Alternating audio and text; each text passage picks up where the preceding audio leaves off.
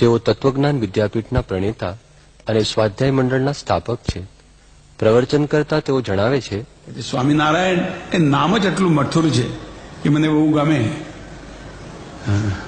સ્વામિનારાયણ એક ભક્તિની સ્ટેજ છે એમ હું સમજુ છું. સ્વામિનારાયણ એક વિશિષ્ટ લોકોનો ઠેકો નથી.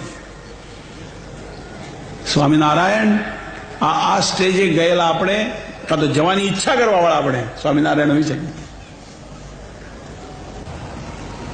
એમને એકલાનો એમનો તો ઉદ્ધાર થયો જ, પણ ક્યાં ક્યાં જે ઠેકાણે કોઈ ગયો નહીં હશે તે માનવ્ય પાસે એ લોકો પહોંચ્યા જ.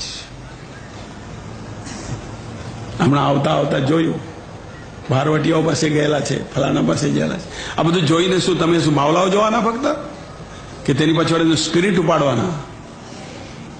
આજે આટલો મોટો ખર્ચો કરીને ઉભા કર્યા છે તે બાવલાઓ કર્યા હોય ઉભા? તેની પછવાડે એક સ્પિરિટ છે કે માનવ વંશ આવો થાય અને તે થવા ન દેશું અમે. આવી રીતનો આગ્રહ રાખવો જોઈએ. ગુણાતીત આનંદે તે કર્યું, સહજ આનંદે તે કર્યું. મોસ્ટ રિફોર્મર આવી રીતનો આપણા દેશમાં આ એક એ છે. અને તે તેમેલો બુદ્ધિવાદ ટકવો જોઈએ. આટલા માટે જ યોગીજી બાપાએ પણ ભણેલા લોકોને ઉપાડ્યા. ને તો ઘરડાઓને તો બધા જ ઉપાડતા હતા. હવે કોઈ ઠેકાને રસ નહીં રહ્યો લો હોય નહીં, મૂંડ હોય નહીં. યોગીજી બાપાએ જુદો રસ્તો કાઢ્યો. અને યોગીજી બાપાને ભગવત કૃપાથી તેવી રીતના માણસો પણ મળ્યા. એવી છે તો મળવા મુશ્કેલ. વિચાર કરવા વાળો વિચાર કરે પણ મળવા વાળા મળવા મુશ્કેલ. ત્યારે આવી રીતે આ બુદ્ધિવાદ લાવવો જોઈએ. સ્વામિનારાયણ આ ભક્તિની એક ઉચ્ચ સ્થિતિ છે તે લાવવી જોઈએ.